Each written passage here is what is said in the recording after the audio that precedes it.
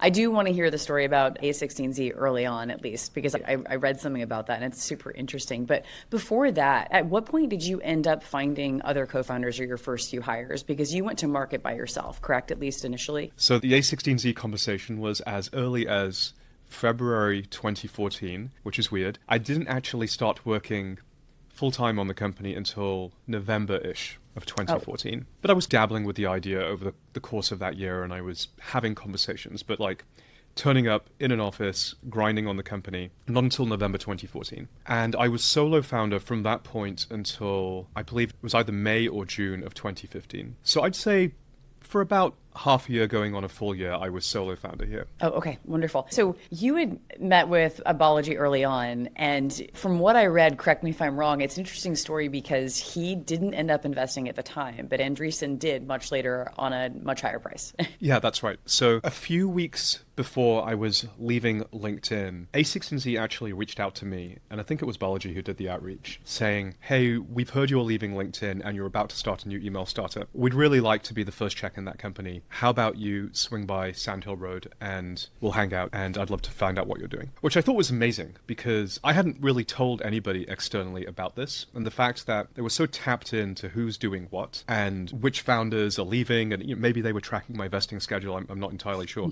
But they knew to reach out to me at just the right time a few weeks before I was leaving. So kudos to them. And I hadn't met Balaji before. So I go over to Sand Hill Road, the A16Z offices. This is probably the second or the third time I've been there. And it's a really interesting setting. It's 10 p.m. It's really late at night, and we're having this late night steak dinner from the Rosewood Hotel. So it's a lovely steak dinner, but we're eating it out of the little cardboard containers in Balaji's office. So a perfect juxtaposition of everything. But I loved it. I thought it was really charming, and he's such a great guy. He's one of the smartest people I know. And we just got straight down to it. He's like, so listen, I've heard you're about to start a email company. Tell me about it. Like, what's your vision? What do you have in mind? And this was really the first time I was ever telling my idea of what became Superhuman to anybody externally to LinkedIn.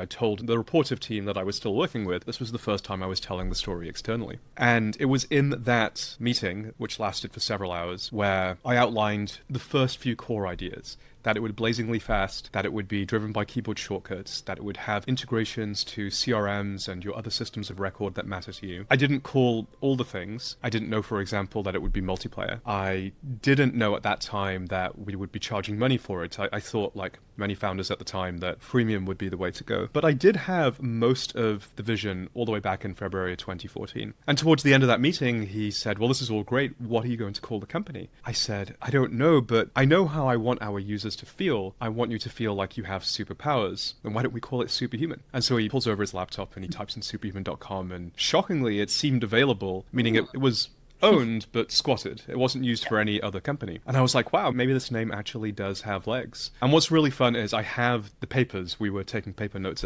from that time. I still have the paper notes, which is really cool. So 10 years later, I'm still able to look back, actually more, 10 and a half years later, I'm able to look back and see that initial conception of Superhuman.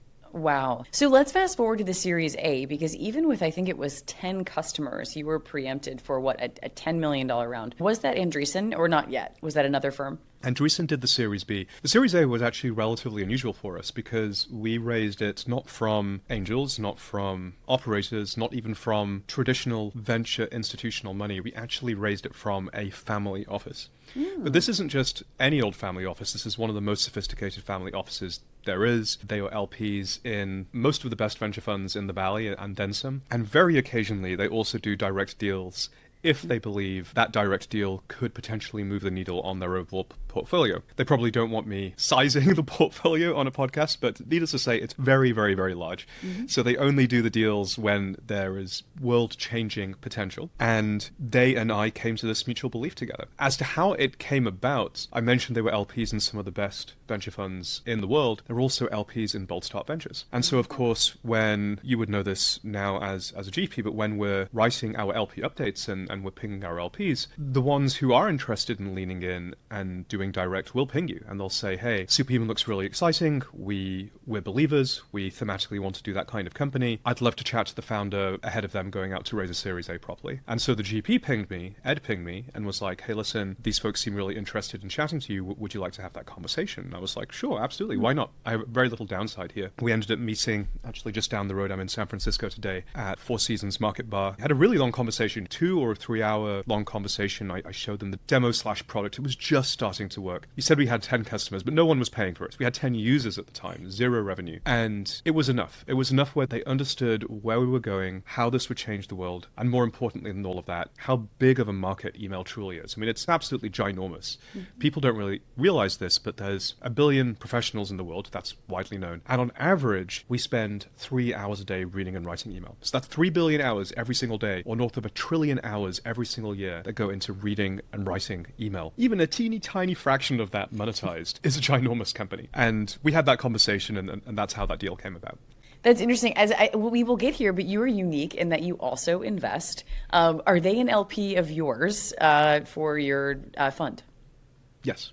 They are. Wonderful. Great. So that worked out super well. So you're kicking things off. I guess we can jump to 2019. You ended up raising a $33 million round from Andreessen. So they're finally in. And that valuation was obviously much more expensive. It looks like it was around $260 million post-money. How did that all transpire? And were they kicking themselves for missing out early on? I don't know if they were kicking themselves. Look, there would have been infinitely cheaper for them to buy Superhuman with, I think we were contemplating a $2 or $3 million round, which would have bought them roughly the same amount as a $33 million round. But you and I both know it's the absolute returns that matter. So things are trending well. We will see how that goes. And I think they're super excited to be part of the company. This is a very special company, and I'm excited to work with them, and they're excited to work with us. How did it come about? That is a great question. This is so long ago, 2019, 5 years ago. In founder years, feels like 15 years ago.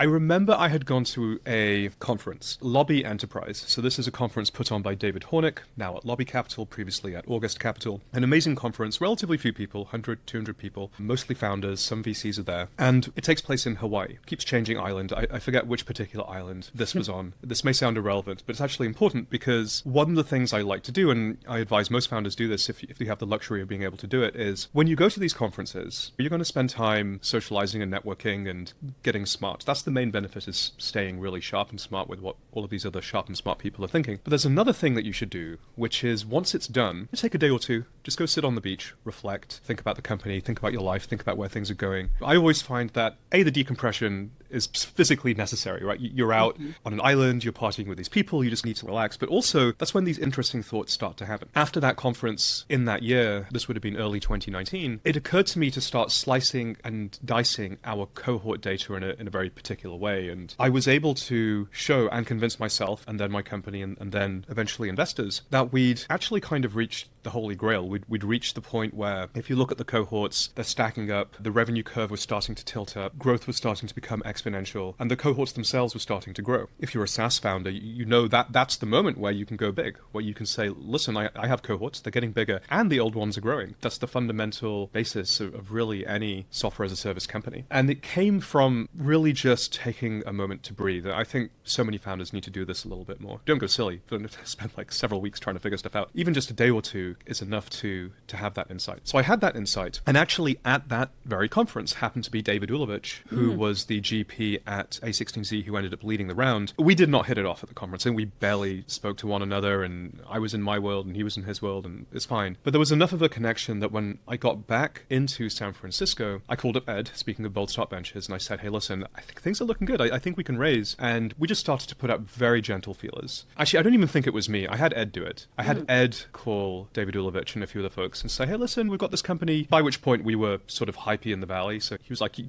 absolutely know about them. They're Superhuman. Everyone's going crazy over this company. And I think the founder is potentially interested in raising. Would you like me to ask Rahul if you want to spend time with him? So I had Ed do the back channel and find 5 or 6 interested parties, and then we took it from there.